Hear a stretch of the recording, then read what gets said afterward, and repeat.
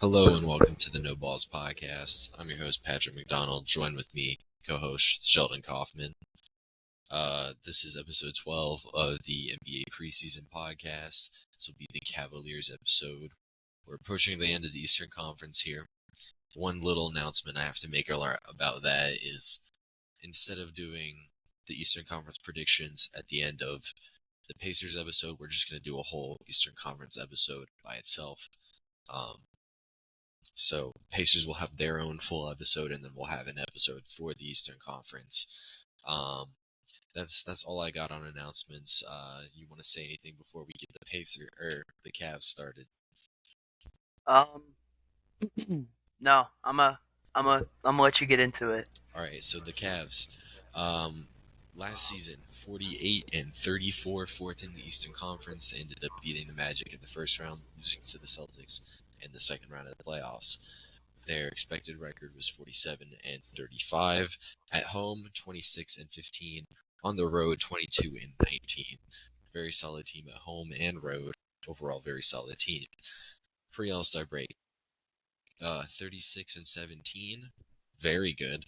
Post All-Star break, they really slumped to the end. 12-17 post All-Star break. Versus the Eastern Conference 31-21 versus the Western Conference 17-13. In clutch games they were 20-22 and then 28-22 in other games. What do you have here on the record standpoint with Cleveland? Yeah, so just to speak on the season, we saw a really disappointing end to their season, getting pretty much blown out by the Celtics. They didn't have Donovan Mitchell, and For for some of for the a large games. part of that series, I think were they missing anyone else? Um, it feels weird with the Cavs. It feels like they were always missing somebody. Um, Yeah, well, just to talk about that, that's what I was gonna talk about. Their season was really uh, injury riddled. Either Garland was hurt and Mitchell wasn't, or Mitchell was hurt and Garland wasn't. Allen also missed some time. Karis LeVert missed time. A lot of injuries. This it was really just a disappointing year for the Cavs. But let's talk about some of the numbers. yeah, so the consensus around this team is it's a pretty good offensive team and a great defensive team that pretty much held up this season. 16th in offensive rating, 114.7. Seventh in defensive rating at 112.1. Uh, Overall, that was a 2.5 net rating, 12th in the NBA. Again, that really matches the solid that we would think about with the Cavs here. Want to break it down into the offense and defense part. In transition, they were seventh in transition offense. Really good there. They had a lot of really good full court playmakers for them. In the half court, 20th in pick and roll ball handler efficiency, 10th highest frequency, so they were running it a good bit. They weren't too great at it, 35th percentile, not ideal. Pick and roll man, 11th in efficiency, and they did it a lot. 6th highest frequency, 66th percentile, very solid. Um, Post ups, they were last in the NBA at post ups, but they did not run it at all. They were like right beside the Brooklyn Nets at the end, at like 1.5% of their plays. They were not Yeah, posting up. They were still 0 percentile, but they didn't run a ton of it, so it didn't run them into the ground.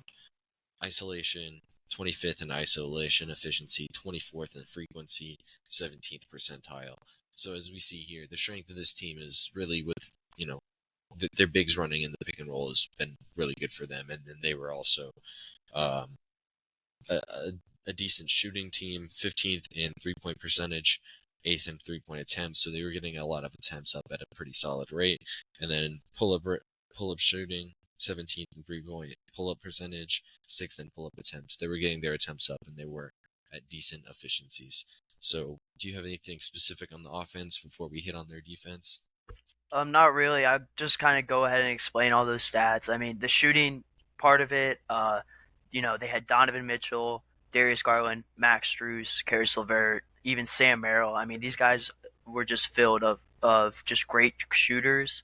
Like you said, they did like to run a lot of run of the pick and roll game with the bigs getting the ball a lot. Um, Yeah, you pretty Yeah, much touched on all that part. and we'll hit on it in the scheme section. Yeah. The underrated piece that really makes a lot of this work. Um, I think he's going to start getting some of his credit soon this season. On the defensive side, like we said, seventh ranked, not great in transition, 19th in transition defense, whatever. As far as the half court defense, this is where they really shine. Um, in the stuff that we track for the half court, first in pick and roll ball handler efficiency, fifth, 15th highest frequency, 100th percentile. Again, you want to be Uh, 100th percentile. Really good. Um, as far as roll man, 10th in roll man defense, 11th in frequency, 69th percentile. Very good. 11th in post-up defense. The frequency wasn't too high, 20th percentile, but still 66th percentile. And then the big one for them, 10th in ISO defense, second highest frequency, so they're getting a ton of points from that, 69th percentile again. Um, on the rebounding aspect, 14th in defensive rebounding, pretty solid. And then on offense, they were only 22nd in offensive rebounding, so not great there, but defensive rebounding, they secured possessions at an average rate. So what do you have on their defense? yeah, this is just a really like versatile team. Their guards switch a lot, their wings switch a lot. They're very handsy, create a lot of steals, which helps a lot in the especially Donovan Mitchell and Garland. Uh, they're really really good on defense, really good perimeter defenders. And like you said, a great defense is as good as their ISO defenders, and they were top 10 in ISO defense last year. So just really, I mean, the only way to put it is they have really good defenders, and that makes it, and they mesh well together. Especially when you have Jared Allen and Evan Mobley down there; those are two tall, lanky guys that can protect the rim very well. Hmm. And you look at personnel, you might think that they shouldn't be as good as they are because you had mentioned Garland and Mobley or Garland and Mitchell are very good defensively, and it's because of the scheme that they run here. They know they have Mitchell and Mobley behind them, so they can play aggressive at the top of the screens, and they don't have to worry about chasing guys so far into the paint. Although, Mobley and Mitchell and Garland have in the past not necessarily been great defenders, this is a scheme that really helps hide their weaknesses on the defensive end. And since they can play with so much tenacity at the point of attack, um, it hides a lot of their size limitations. And you know, if you contrast this to a team we're going to get to soon with Milwaukee, a lot of their guards are not playing with the energy that Garland and Mitchell have, even if they maybe aren't too much more talented than some of the Milwaukee guards defensively. So, big difference there. And like you said, it's Mobley, it's Allen. Good luck at the rim against those guys. That'll get us into kind of the coaching and scheme talk with their lineups. They're running double big, they're running double guard. Typically, it's two bigs, like really big guys, and two really small guards. It's typically how they ran it. They did not only with Garland and Mitchell, but Sam Merrill as well, Craig Porter Jr. as well. Like they can hide the defensive deficiencies of these guards a little bit because they have the two guys roaming the paint that they do. Um, their change up to these two small guards, two double bigs, is one guard and one big, with the rest being wing players. A lot of the wings they were running: Shrew Socorro, Dean Wade, Levert, George Niang. A bunch of very versatile. All of them can shoot. All of them can do a little bit on defense. Is the key there. So yeah, do you have anything on just lineup stuff or then coaching and scheme stuff as well? So what I kind of noticed just watching the games, they definitely rely a lot on Garland and Mitchell carrying the ball. A lot of pick and roll action at the top of the key as well. I noticed, and like you said at one point, they like to run their big, give it to the bigs a lot. They'll set that pick and roll action at the top of the key. They'll have Mitchell or Allen or Mobley roll to the rim, and Mitchell will either step back for three or give it to them and let them go to work. Yeah, the bigs are very active in the offense, and there's a lot of off-ball movement, especially those shooters trying to get open. A lot of off-ball screens with Allen setting picks for Strus or Sam Merrill to get open. And then on defense, I mean, like we talked about it, they're pretty straight up. They'll switch if they need to. They have the versatility out there on the court, and they just play Mobley and Allen and drop because they're so big and tall that it really doesn't matter. And yeah, with them as well, we had talked about it with the Bulls last episode. The Bulls have to run Vooch and drop because he's too slow-footed. Both Mobley and Allen can hold up um, in non-drop coverage if they need to. It's just what they're best at is running that drop coverage. So, like you said on offense, their heavy screen and roll game. They have two of the best screen and roll operators with uh, Mitchell and Garland.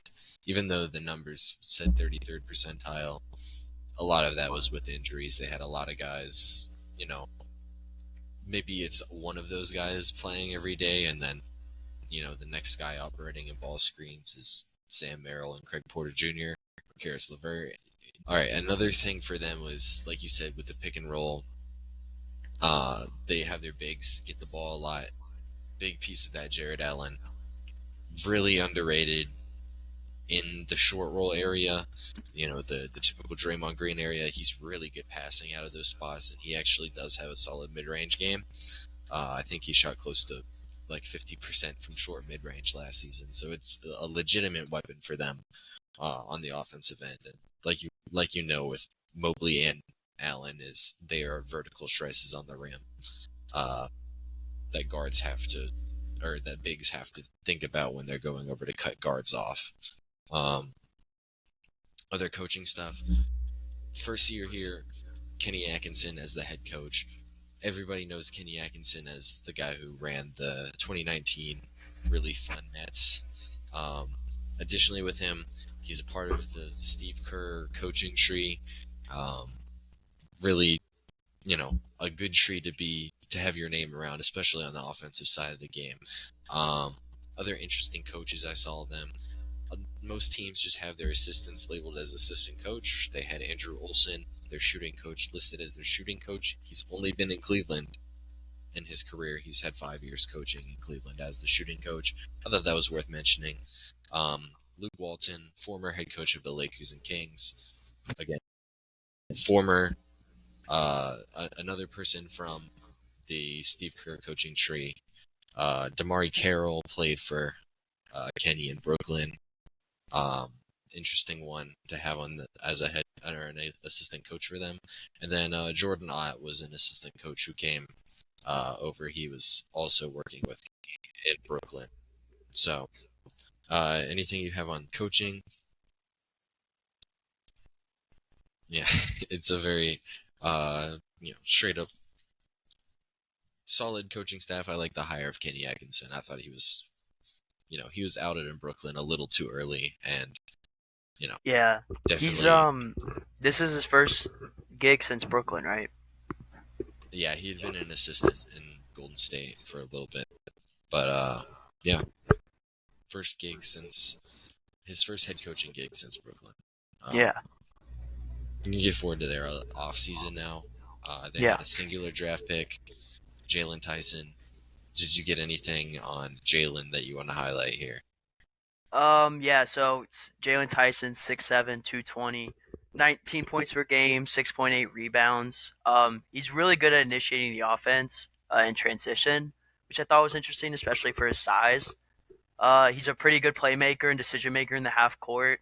He's a good, secondary playmaker to primary playmaker. And he's really good at creating pressure and finishing around the rim. He also has a 3-point shot, 36% last year. Things that he needs to improve on, I would say that he's a little below average on the athleticism side of it. Makes it harder to score around bigger defenders when he's driving to the paint, like layups and stuff.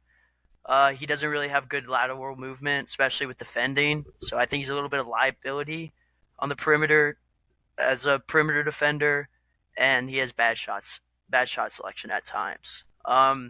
I like the pick though. I think this is a guy that can stretch the floor for you and also play that kind of Evan Mobley role as getting to the rim, also as you know being a point forward in transition. I like the pick. He has a better 3 point shot too. Yeah. 1.2 Um, steals as well. yeah. Again, going through a pre-draft, this was a guy who I didn't really get too much into, and when I was, starting to get into stuff, I was thinking he was more of a 3-and-D wing. He's really just a tall guard, and it's really interesting. Like you said, he's 6'7". His pick and roll initiating was actually like something that really popped to me. It's something that I think is going to be a strength in the NBA. You would hit on it before. His 3-point shot is pretty good. Looks he looks pretty unfazed, whether it's contested or not. I believe he actually was a better pull up shooter than he was a catch and shoot shooter, although he was still a really good catch and shoot shooter last year. He was about 80% from the free throw line too, which indicates he should still be a really good shooter. Um, and yeah, really good off the bounce shooting. His handle seems really good. The big things for me, I think his athleticism is a little lacking, especially in the vertical aspect around the rim. He looked really kind of, a little lacking there, and he doesn't have a really electric first step. But it does seem like a guy who really does know the game well, and he also is a really good rebounder too. Something that I noticed. Either way, like a guy who I would come away with looking at his film, thinking him to be like, is Karis LeVert. He ends up in a situation where Karis LeVert's a pretty solid fit here. So I like the Jalen Tyson fit. Do you have anything else on him? That's all I got. Yeah, I mean, I want to see how he operates in the pick and roll. Is the big thing with him. He's 6'7", can unlock some decent lineups with them. I like it for sure, even if I do have athleticism question marks. Now, Yeah.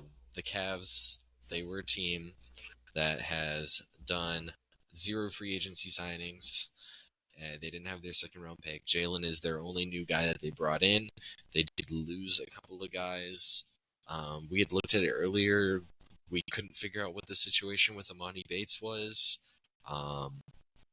Damian Jones they lost. He's not a great player. He's like a third center. Marcus Morris, kind of just a fill-in guy for them.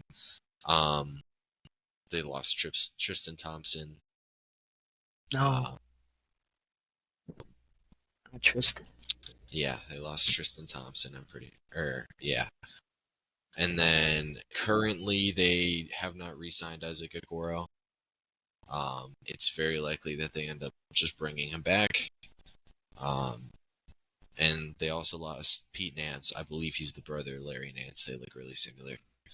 Um, but yeah, I mean, we can hit on Okoro. I think they're going to bring him back on a one-year deal Yeah, probably. I agree with that. Yeah, I don't think anybody else has money for him, considering what Gary Trent Jr. just signed for. Uh, and then the other big part of their offseason was contract extensions. Donovan Mitchell was entering his last season on contract. He signed an extension, 150 over 3, 50 million a season, 30% of of the salary cap, which was the most that he could be offered. The interesting part on him is 3 years versus 4 years. I believe it was on his end wanting the third year, only wanting it to only be 3. I think he could have even gotten it to be 5. Because it's a 30% max. I think it could have also been 5. I believe if he has to play in the league 10 seasons to be eligible for the 35% max contract. This contract would take him to that point where he can then receive 35% max contract in 2028 or whatever that would end up being. But this will also take him till his age 30 age 30 season. Do you have anything on Donovan? I mean, I think Donovan Mitchell is like probably one of the biggest pieces of this team right now. It's a really good signing for them. That I mean, I know we're gonna get to it later, but it's interesting to see, what that means for Garland and his role in the Cavs. Is he still going to be kind of like that, in the shadow type of guy, where every time that Mitchell's not on the court or hurt, Garland looks like amazing, and then Mitchell comes back, and Mitchell wins the fans back over. But you're getting a guy that can that can really score from anywhere. He can create his own shot. He makes tough baskets. He's clutch. He can play make six assists per game, 26 points. He's a really good defender too. Uh, really good at creating in transition. I mean, it's a guy that you really need to sign if you want to go be competitive this year and win a championship. I like the re-signing. I like the deal they got it for. 3 years, 150 million, like you said. Um, I think it was well deserved. Very low risk, just going ahead to sign him to this deal. Um, and he's definitely one of the 15 best players in the league. Certainly worth the money that they give him here. Another player who I think is more than worth the money that they gave him, Jarrett Allen. They re-signed him, 90 million over 3 seasons, averages to 30 a season, 15% of the salary cap. Really good value. He still has 2 years left on his current contract, which is 20 million a season. So essentially, Jerry Allen right now is in line to be paid 130 million over the next 5 years. We're gonna get to more stuff on it later, but I think that is incredible value for Jarrett Allen. What do you have on Jarrett?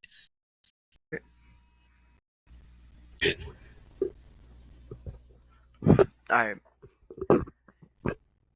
Yeah, so I mean, me and you have both talked about it, before in the past that we think Jared Allen's super underrated. I think he's been underrated ever since he's been at Brooklyn. This is one of the better centers in the league.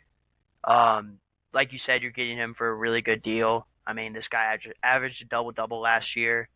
Um, and I mean, he was a huge part of their offense last year, and we saw it in the series against the Magic when he wasn't there, how they struggled massively, and that game was went 7 games. So this is a guy that you really did need to re-sign. Yeah, I Yeah. there's not really much to say. It needed to be done, and it was a great deal. Yeah, around the league, a lot of the discourse around this signing was they just gave 30 million a season to a guy who can just roll to the rim. And let me tell you, he's so much more than that. He's a great high post playmaker. I said earlier, his short mid range, short roll stuff is just top of the line, like really good. Um, if you compare him to another center who just signed, who's has a similar game, Isaiah Hartenstein signed basically the same deal Jerry Allen just signed. I think Hartenstein was a teeny bit overpaid, essentially, like not by much, like 3 million a season overpaid. Mm-hmm. And I think Jared Allen is a teeny bit better than Hartenstein, right? Yeah, I would say he's better. And this money for Allen goes in after the cap increases as well. This is just a really good signing for for Cleveland here, and I don't understand a lot of the negative discourse around it. I mean, I understand it. It's because he averages like 14 a game, but it's not for a good reason. It's 15% of the cap. Great sign. Yeah, yeah. The one that I'm not as high on, and we'll get into why later, is the Mobley extension. He got the same deal that Cade, Scotty Barnes, and Franz all got. 224 over 5, 25% max. If he makes All NBA or wins Defensive Player of the Year this season, it goes up to 269 over 5, which is a 30% max.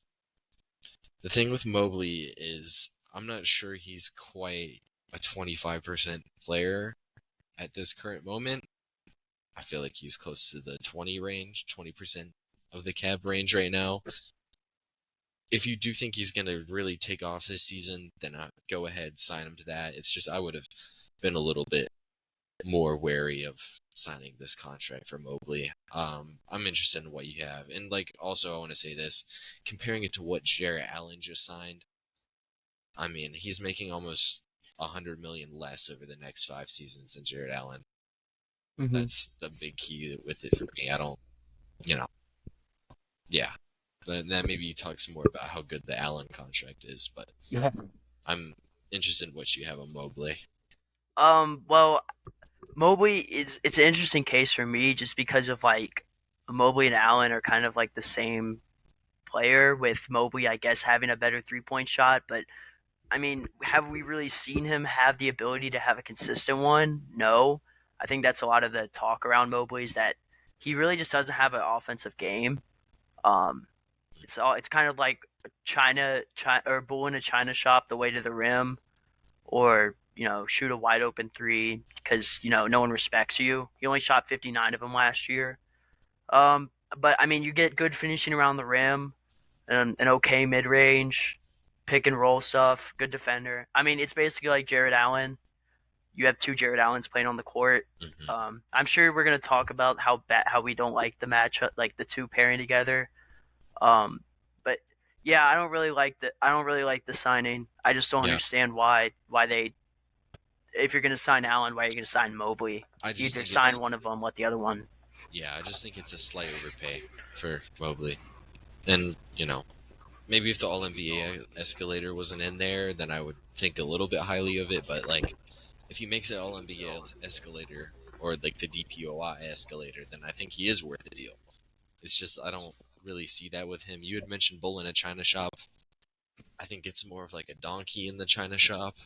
I don't. He doesn't really have the The the strength. verve that a bull would have there. Yeah. Yeah. Um, and then like a lot of it's like he also just it's a little awkward. Like there's some guys we'll get to it. There was a guy in the draft this season who doesn't have a jump shot, but he could really play. He could use the fact that he doesn't have a jump shot to his advantage. We'll get into that guy in probably 10 episodes. Probably it'll probably be a while, but The you know, secret though. yeah, Mobley doesn't quite get that, and yeah. Additionally, with them, I mean, are we done with their extensions? Those are the three that they had signed. Yep, that's what I got. Yeah, That's who I with had. them, with their cap situations, this is their team now.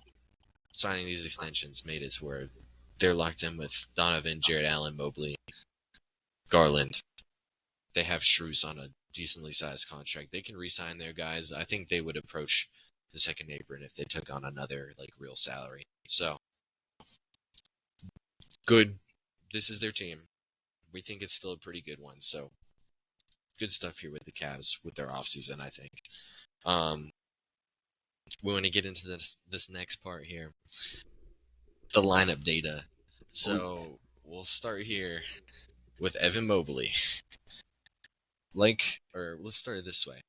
There's always, with all the injuries, there were often two variations of the team. What usually ended up happening was somehow it was always Garland and Mobley were healthy at the same time, and then Mitchell and Allen were healthy at the same time. Okay. And for them, that was actually probably the good thing. The lineup data says this: Evan Mobley, his overall net rating was 2.62. With Darius Garland, it was 7.02. So huge increase with Darius Garland. With Mitchell, you see a slight increase to 2.73. So even though like we talk about Mitchell and Garland to be kind of the same type of guy, it was very obvious that Garland played a lot better with Mobley than Mitchell played with Mobley. It was really interesting, you know, how that works, and I think it's because they're not actually that similar. It's just it's weird. Then Allen and Mobley together plus 3.39. So Mobley gets a little bit better with Jared Allen out there. Um, so good stuff here. You're seeing at least overall that he has a very positive synergy with Darius Garland. I think the key reason behind that is because Garland's more of like a set up your teammates playmaker when Mitchell is more of a react to how the defense is defending me playmaker. Um, we'll get into the Mitchell playmaking stuff later. Garland, his overall net rating was 4.43, very solid. That's good stuff to see. With Jarrett Allen, like we said, 2.54. So he actually gets worse with Jarrett Allen on the court with him. And then, like we said before, he had a really good synergy with Evan Mobley. So Garland and Mobley probably want to play with each other, and that's what typically happened. So it was actually good for the Cavs that happened. And then here's the one that I think gets a lot more steam than I think it should. It's the Mitchell and Garland pairing. A lot of people don't like this pairing because they say it doesn't maximize them. Garland's net rating, like we said, was a 4.4. Mitchell and Garland together is an 8.04. So it almost doubles with both of them on the court together. Mitchell's overall net rating was 8.8, so you could say that Mitchell is better without Garland, but it's not by that much. You're still outscoring teams by 8 points per 100 possessions there. And then we get into Donovan Mitchell. He is a plus 10 net rating with Jarrett Allen on the court. And then only a plus 2.7, like we said, with Mobley on the court. Jarrett Allen's net rating in total was a 5.5. So, dissecting this, Mitchell, and if you're going to split them up, you want Garland and Mobley and Mitchell and Allen. Yeah. But as you can see here, the guards can play together. Like, still at a plus 8 net rating clip, which is really good. Now, the real question here is when they are playing together, when the guards are playing together, what do you need to do? Mm-hmm. Like we had said, Garland and Mitchell were plus 8.04. With Jarrett Allen on the court, they are plus 8.00. So they don't really get... They're basically the same with Jarrett Allen out there. With Mobley, they are plus 5.98. So they are a little bit better, like significantly better with Jarrett Allen out there than Evan Mobley when both of them are on the court. Additionally, Jarrett Allen on there without Evan Mobley plus 14.58. So really good. They get almost 6 points per 100 possessions better with Jarrett Allen out there and no Mobley versus Jarrett Allen and maybe Mobley on the court. Then you have Mobley out there and no Jarrett Allen with both of them out there plus 8.54. Again, that's an increase from the overall Mobley on the court. So you're seeing that these two guys are having... you'd rather not have both of them out there. And another point that I do want to make here, Isaac Okoro in the Allen Mobley, or the without Mobley lineup that had Garland and Mitchell was a negative 13. Damn. And that lineup typically was a plus 14.5. And then in the Mobley lineup without Allen, it was plus 1 when it was a plus 8 before. So maybe Okoro isn't the guy here. Bro did not. Yeah, he was not rocking with Allen. He was not That's helping crazy. the group project. It's crazy. Yeah.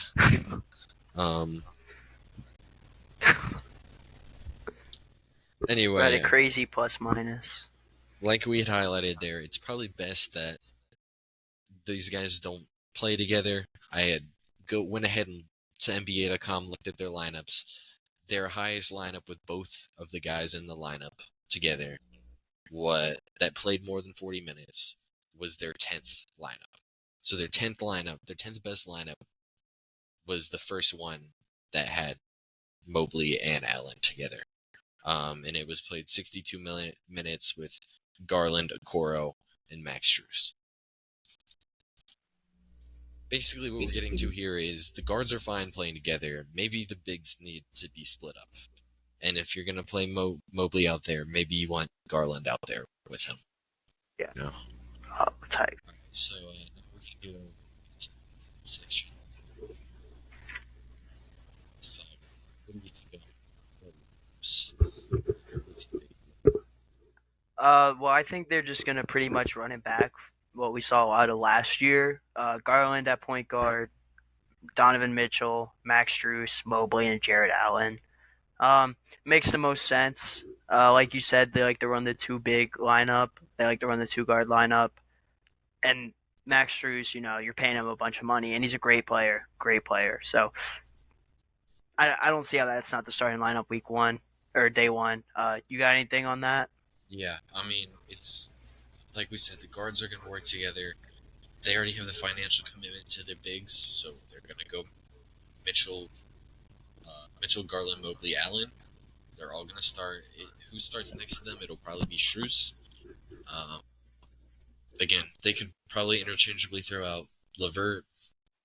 If they're really, really liking Jalen Tyson, they could probably throw him out there. I don't really think Niang could really work out there, but I think the three names I mentioned right there are kind of the guys in the mix there. And I think they've mainly moved away from Okoro. We had mentioned it in the section just before this. Yeah, that's just how I generally feel about their lineups. I'm more interested with like their bench stuff with how they do that because I'd assume they stagger their bigs to where they did it basically all last season with when they're not playing together, Allen and Mobley. That is, one of them's playing without the other one most of the time. Usually, the guy they played next to them in that situation was Dean Wade, really good shooter, tall guy. He could switch a little bit too. Yeah, I think Dean Wade in those lineups is really good. And then their bench guards, they do the same thing with their guards on the bench. It's going to be Allen or Mitchell and Garland. Basically, when the other one's not on there, the other one's running the show. And then they just have a rotation of wings going around it.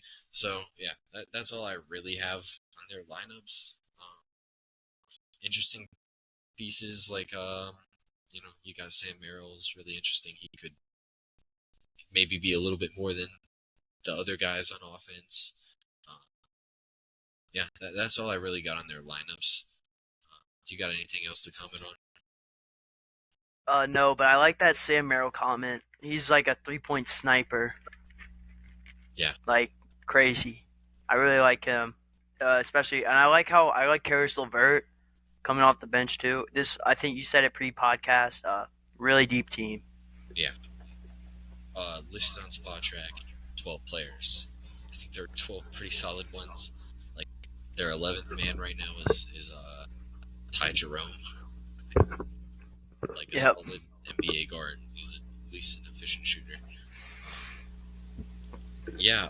Unless we have anything else to hit on with the Cavs, I should be pretty ready to do the uh, the preseason predictions and team predictions for them. Yep, I'm ready to get into that.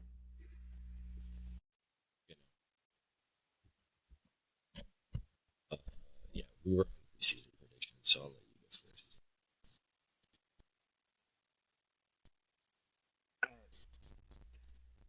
So for my predictions, first I'll start off with the offensive MVP. I'm Donovan Mitchell. Like you said, top 15 player of the league.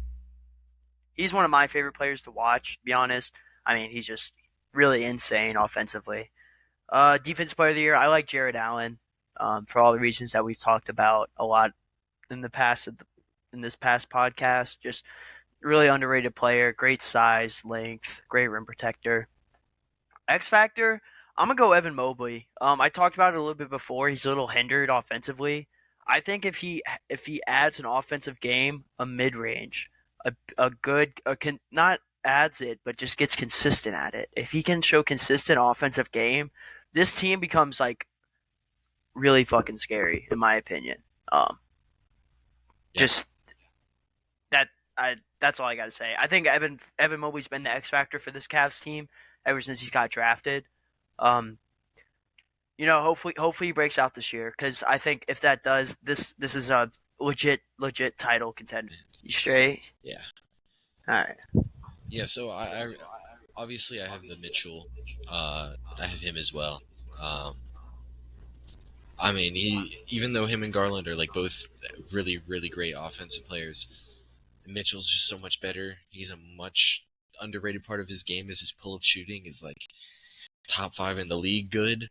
Um, his at the rim game is a lot better than Garland's as well. And like we said, they're both really good playmakers. Mitchell, like I said before, it's probably more because of his scoring gravity, and Garland's more of him being more naturally gifted as a passer. But either way, they're giving you crazy offensive production.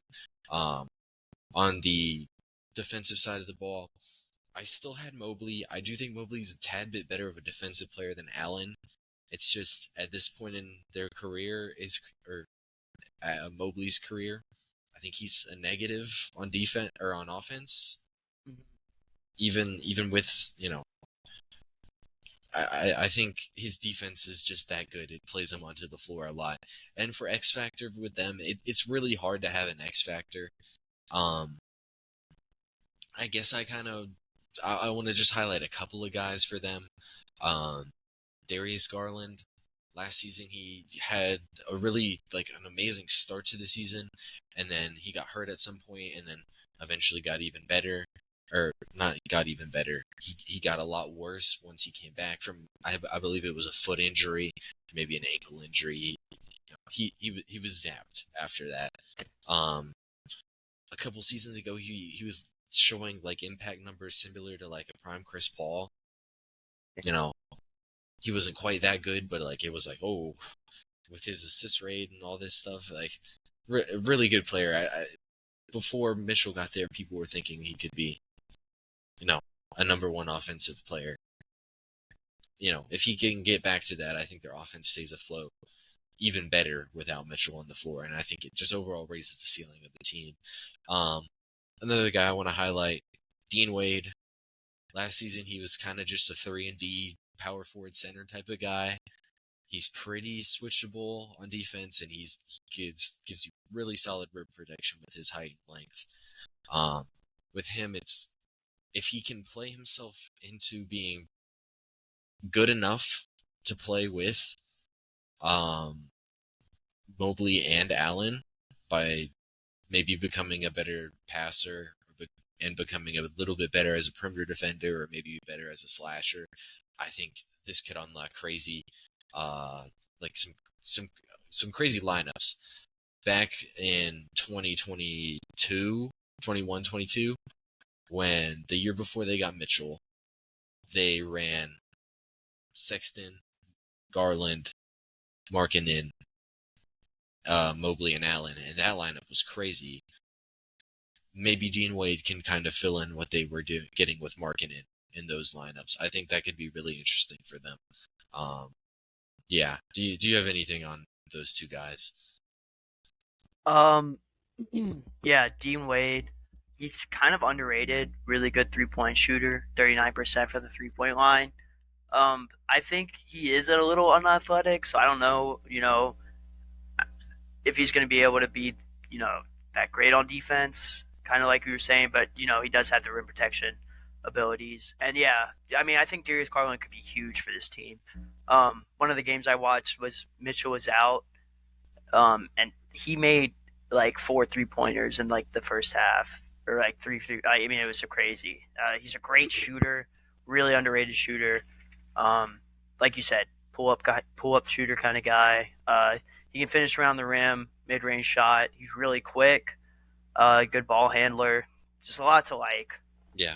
And then another thing I want to comment on with Dean Wade is more of he could make the lineups with Mobley and Dean Wade, and then with Dean Wade and Allen, those could be really solid lineups as well. And maybe it kind of forces Kenny's hand to play Mobley and Allen Mobley and Allen together less, because Dean Wade complements both of them a lot better than the Mobley and Allen complement each other. I think that could be really good for this team if Dean Wade takes another step forward like he did this year. Another guy I want to highlight, Jalen Tyson. We talked about him with the rookie thing. I think his game just kind of, he's going to fit in as an off-ball shooter. And maybe it takes him a second to learn the defensive aspect of the game. But I think he's got a lot to give on the creation standpoint. I don't know if that's going to be highlighted here in Cleveland. If it is, then it's kind of a third initiator for them that I think is really, really powerful. And I don't think they would get that otherwise. Because, I think if Tyson is as good as he showed last season at Cal, then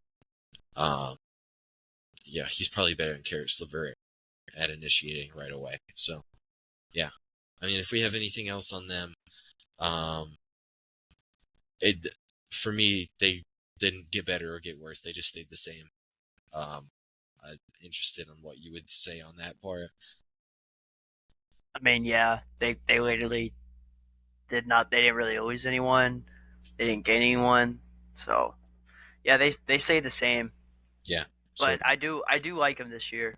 We'll see, but we'll see in the end of the East podcast. yeah, and like this was a team that was a fourth seed in the league this season and was a top 12 team by net rating. Like this was a good team. So them Yeah, staying the same is not a us saying this terrible was a thing. bad thing. Like this is a Yeah. pretty good thing that they stayed the same.